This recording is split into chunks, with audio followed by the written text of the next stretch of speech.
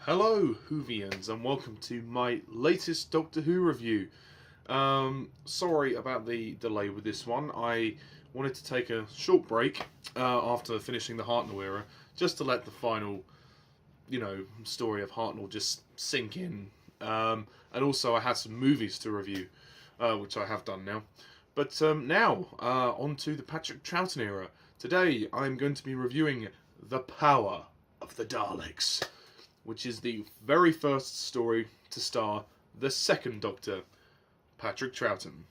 Also starring Michael Craze and Anneke Wills as Ben and Polly.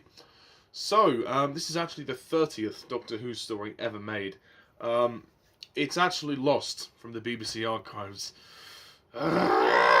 Fuck the bastard that lost this story! But fear not, there is, recently they released an animated version of this story, an animated reconstruction on DVD. The BBC have obviously got the audio for this story, and they've animated what they can over the audio for the reconstruction, and they've actually now released this story on DVD, which is nice. So that's what I'm reviewing for you today, is the animation of this story. This story is a bit longer than the previous ones. It's 6 parts long. And it is the third story of season 4 of the show. So, the synopsis for The Power of the Daleks is: following the Doctor's regeneration into a new, younger body, the TARDIS lands at an Earth colony on the planet Vulcan. Nothing to do with Star Trek whatsoever. Actual seriousness.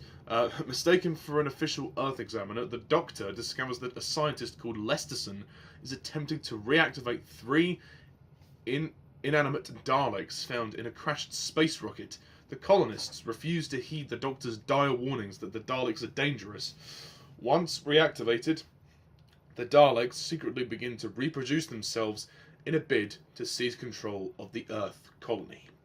That is essentially a very good description of the plot of The Power of the Daleks. Okay, so, The Power of the Daleks. Now, I understand that this story definitely has its share of fans. They really love it. Some people really love this story. I liked it. I didn't love it. I thought it was good. It was solid. I think it's a solid story. And it's a pretty good way for Patrick Troughton to begin as the second Doctor.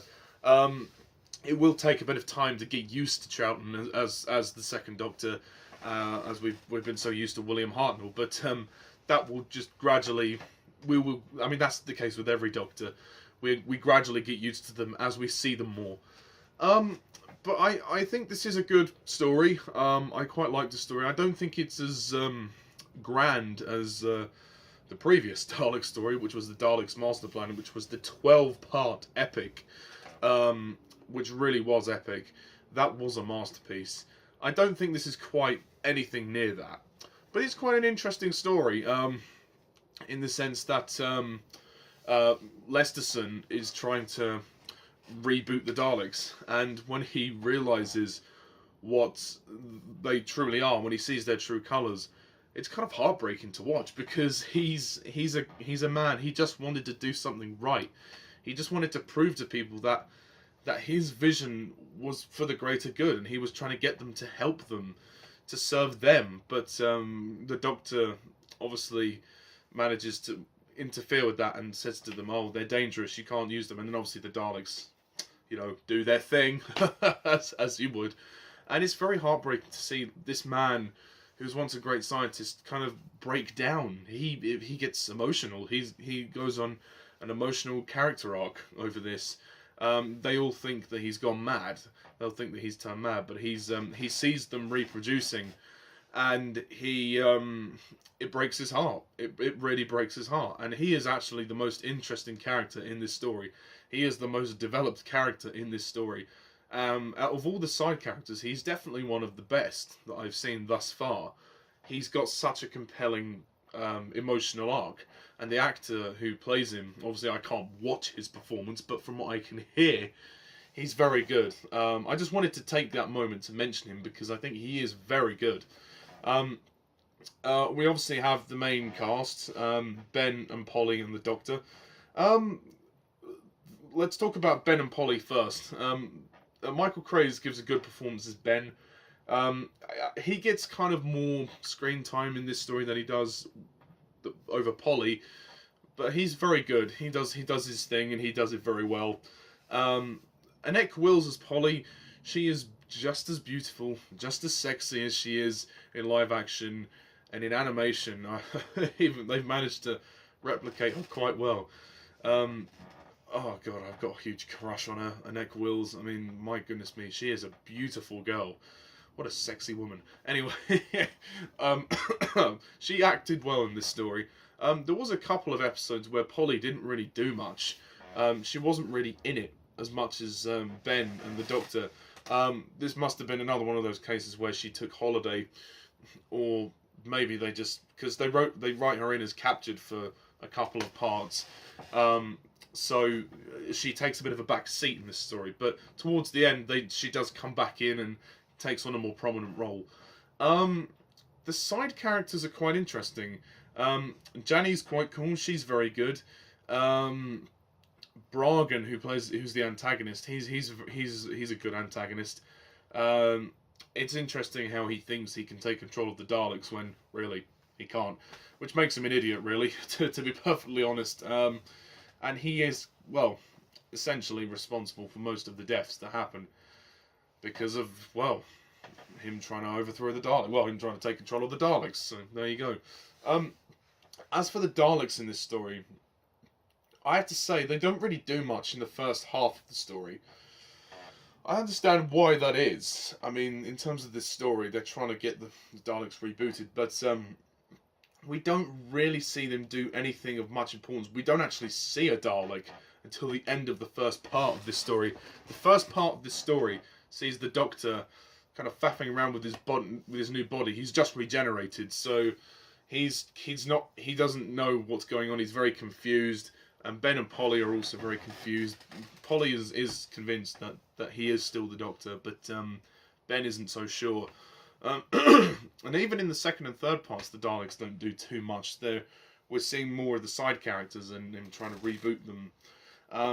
And it kind of affects the pacing for me. I do feel that this story isn't perfect. I will get onto my problems in a minute. But I will simply say this first. Patrick Troughton as the second Doctor. For his first performance, pretty damn good. I'm sure his best performance is yet to come, but for a first time, this is good. I mean, he doesn't say much in the first half of the story, but towards the second half, we start to see more of him coming out. It's really weird. Like the first part of the story, he barely says anything. He doesn't say many lines at all. He does a pretty good job, and he's very different to William Hartnell. And I like the fact that he has a flute that he just plays every so often. It's quite quirky. That's the main difference between Troughton and Hartnell, is that Hartnell was very gentlemanly.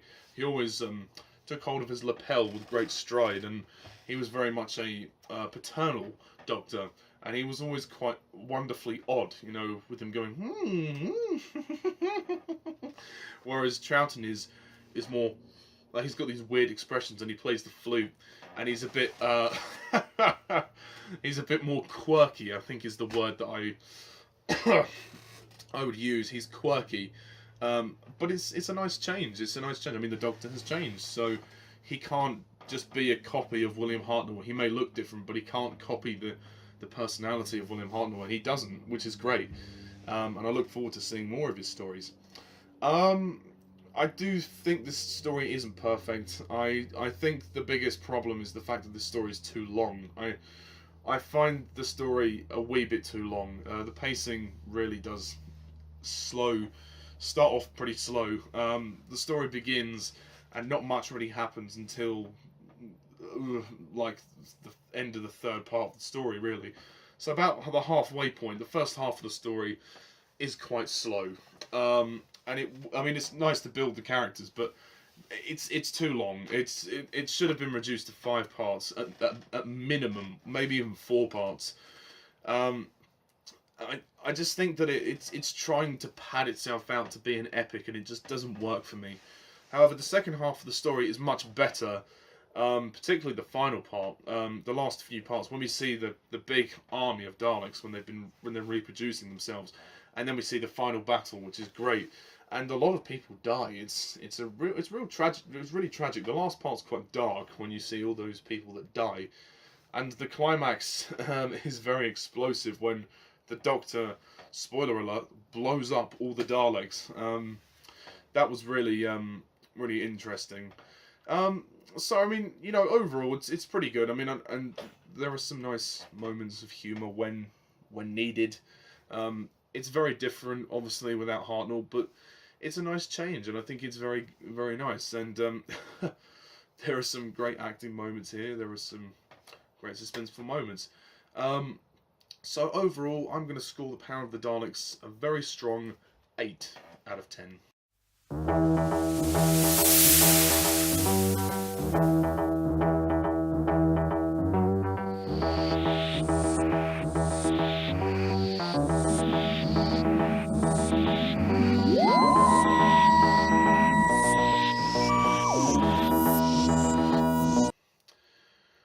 So that's my review of The Power of the Daleks. So stay tuned for the next story, review of the next story, sorry, which will be The Highlanders, which is unfortunately another missing story. Who the fuck keeps throwing these stories out? Anyway, I will be going back to Loose Cannon's Reconstruction Land to review it. So I'll have to review the Reconstruction for you. But there we go. So, kicking off the Troughton era. So, thank you guys all for watching, and stay tuned for my review of The Highlanders. And until then, I'm Mr. TARDIS11. See you.